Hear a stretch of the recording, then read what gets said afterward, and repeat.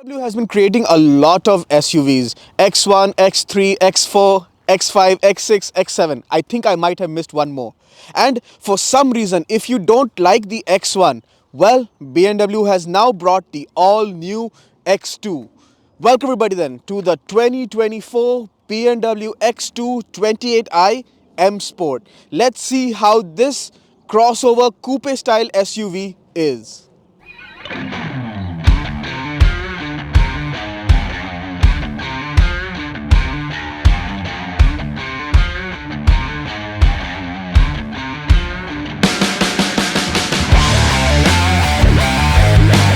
You come to the front end of the X2, it's got the traditional BMW family look. How do you know that? Obviously, it's the very big grills, but it does look pretty good. It doesn't look ghastly or bad in any way. It's got aluminium surrounds around it. It's got gloss black inside. Obviously, it does open when the engine needs more cooling. Since this is the M Sport, like the X5 and the X7, you do have the black elements in the middle of the grill. And I have to compliment this paint. It's called Vegas Red, which is a $900 option, but it's an option that I would take because it does bring a lot of charm to this small little vehicle. When you come to the side is when you also notice that this has some beautiful looking 20-inch wheels, which is part of the M Sport package. Again, it's an optional extra, nothing comes standard. But yeah, these wheels look really good. It's got a dual tone paint diamond cut, looks very nice. You've got sleek roof at the rear, which is the main differentiator between the X1. The X1 is like a more normal, more conventional crossover. This is the Sport Activity Coupe. So you can see that in the rear, and that does eat into a little bit of headroom, but it's not too bad. I've seen way worse design setups with the coupe roof. BMW has been making the coupe roof since a long time, and it shows. You do have some old school grab handles, door handles, which is really weird. It reminds you of cars of the yesteryears. Nowadays, we're just so used to the pull style handles. So this definitely brings back a lot of memories. But yeah, it's very compact, especially it's visible on the side, the coupe roof, all these little quirks here and there make sure that the X2 stands out on the road. When you come to the rear of the X2, it's a hit or miss. Either you like it or you don't. It's got a lot of mixed reviews across forums, across different reviews, across different websites, which I've seen. I've seen some people absolutely rave about it, some people absolutely hate it. I'm indifferent. I like some elements. I'm sure some elements can be better implemented and integrated into the design. I like the taillights, but they could have been a bit smaller perhaps to accommodate a few more design elements. I don't like this faux black. I mean, they could have probably integrated exhaust into it to complete the look, complete the sporty appeal, since this is the M Sport. I mean, they do have the M35i, which does actually have proper exhaust, but they could have made it a bit more sporting. I like the way the rear glass integrates with the taillight, and you do have a small lip spoiler. This I really like. And obviously with this paint and the contrast with the black, it really stands out. You do have some badging, so you have the big BMW logo, you do have the X2 logo, and you do have the X-Drive 28i to tell you that this is the X-Drive. I mean, X-Drive is standard on this, so maybe you might skip the badge, but this is a 28i, so this is the base engine, which is still decent, but more on that later. Yeah, but the design is still clean, pretty nice. You do have cutout for the rear number plate, and if you're used to regular crossovers, you might look for the tailgate button here, but it's not. It's the old school where the old school Volkswagen used to have this actually, where the logo flips and it opens up to reveal a decent sized boot space. I have quite a few backpacks and I can still accommodate a few more. Definitely will swallow your weekend trip luggage easily.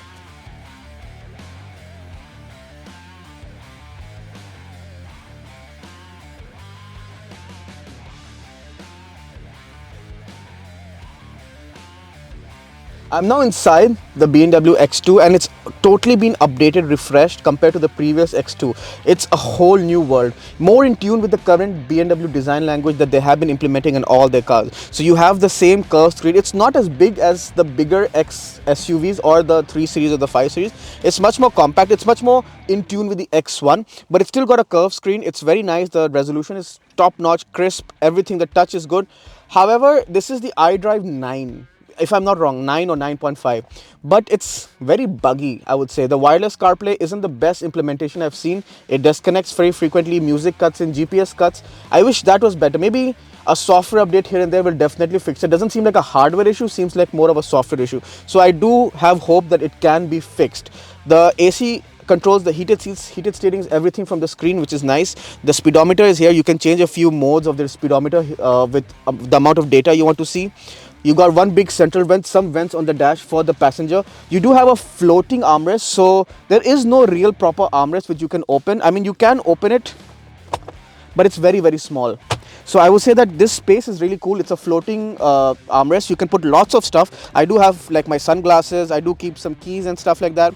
You do have two cup holders, and you have this vertical phone stand, which is very unique. So it's a wireless charger as well. So your phone is vertical, and see, just opens because I have some stuff inside it. It's very tiny inside, but you do have a vertical stand as well, and it charges your phone, but it heats up your phone really quick, especially for iPhones.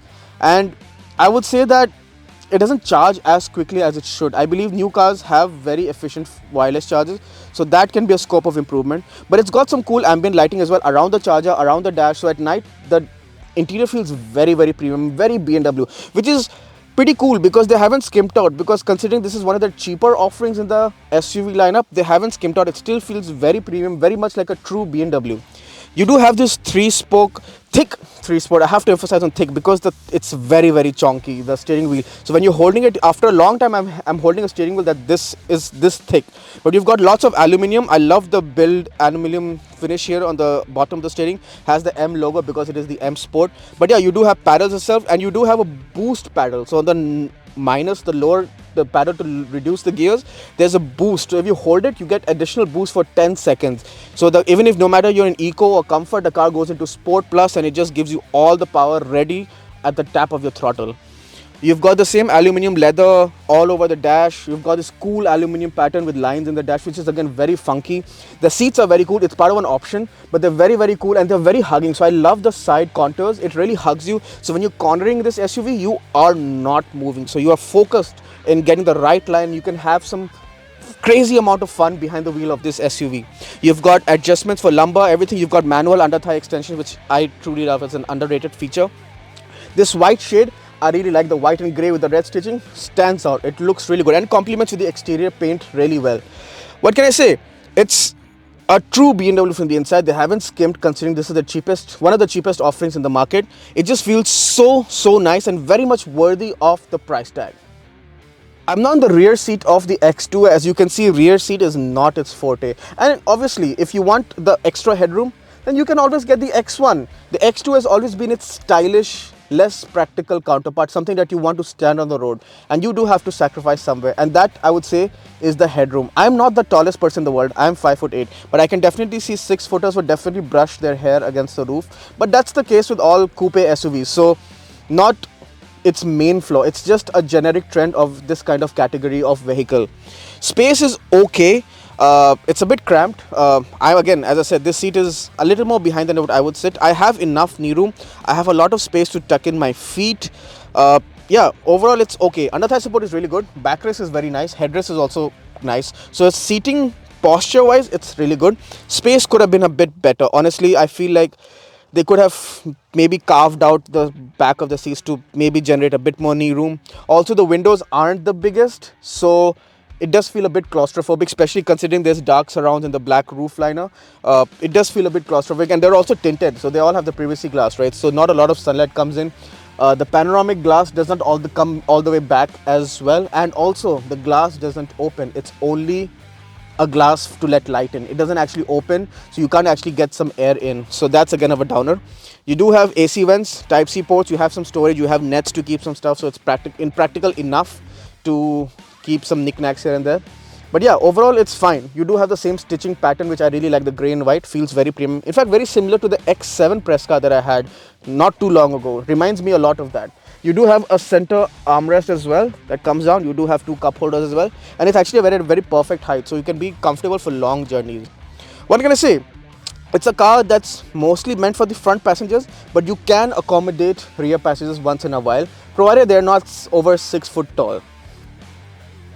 I'm now behind the wheel of the X2 28i, so let's get the numbers out of the way. This has a 2-liter turbocharged 4-cylinder, produces 241 horsepower, has xDrive at standard, does not have a ZF 8-speed, has a 7-speed DCT. Let's see how this compact crossover drives. So when you set off, it actually feels very, very peppy. Turbo lag is not present. Actually, you know what? I have an empty stretch. Let's launch it. So I have the car in sport mode. The DSC is in dynamic. Oops, left foot braking. Where floor it holds the brevs, and then Whoa, pulls well, and that's enough to propel me from 0 to 100 in 6.2 seconds. Wow, that is peppy. As I said, it's actually a very fun to drive crossover. If I have to sum it up in a sentence, it's very, very fun. The seats are so nice, so you're always cocooned inside the chassis, and it's actually very, very fun. You can just push this crossover in corners with confidence you would not expect sitting high. You are definitely sitting higher up than you would in a usual sedan or a hatchback. So this does feel very, very peppy. I mean, I am in sport, but I can easily go back to say comfort or efficient. I can go to personal, and that's a bit annoying because you have to change through the screen. I wish they had the old school BMW buttons, all the buttons on the center. But yeah, it actually feels so nice. The ride is good. Even though it's running on 20-inch, it is stiff. It does crash on some bumps, but it's not unbearable. And I'm on a very smooth tarmac right now, so I'm actually having a fun time through this twisty. The steering feel is so nice. It weighs up so well. It is a thick steering, so you do have to hold a bit. Actually, you know what? I have some corners coming up, so let me put it back into sport. Yep. And you can hear the engine just drop a gear or two, and it just turns in with so much eagerness. It's so fun. Nothing this high off the road should be able to handle this well. And the X-Drive is so sure-footed that, wow, that's so planted. It drives so well. Driving is always been every BMW's forte, and this is not different in any way. It does have the adaptive suspensions in sport. It's a bit more stiff, but if I put it back into comfort, the suspension actually becomes nicer, much more relaxed. The engine tones down a bit. It becomes a bit quieter. It's so nice. The bonus, if you drive on the highway sanely, you can get pretty good fuel economy as well. On the highway, I was getting 6.2 liters per 100, which is amazing for a car of this weight and this engine dynamics.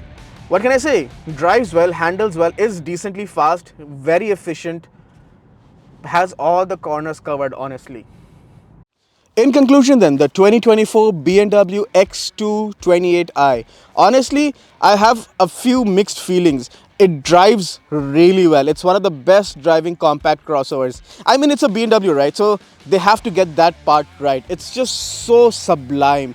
The ride is decent. The fuel economy is actually pretty good for a car that has this much power. The space packaging is decent with a decent boot space as well. The interior is very premium. Honestly, it's one of the best interiors for this price point. The looks, hit or miss again. I really like the front. The rear could be better, but not a deal breaker for me. At around $60,000 as tested for this very car, this car has almost $11,000 worth of option.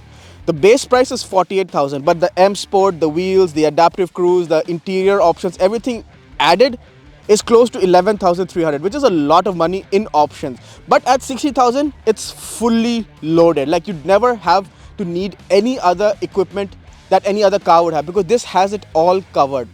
Would I buy one? I would definitely consider one. There are a lot of good cars in this segment that goes up against this. I mean, you do have its own sibling, the X1. What was wrong with the X1 that they had to create the X2? I guess it's just more presence in a very cluttered, already very cluttered SUV space. If I were in the market to buy a crossover, I'd definitely consider this. Might not necessarily go ahead with it, but it'd be a strong contender just because it's got the true BMW DNA in the way it drives and the way it feels just as a whole package.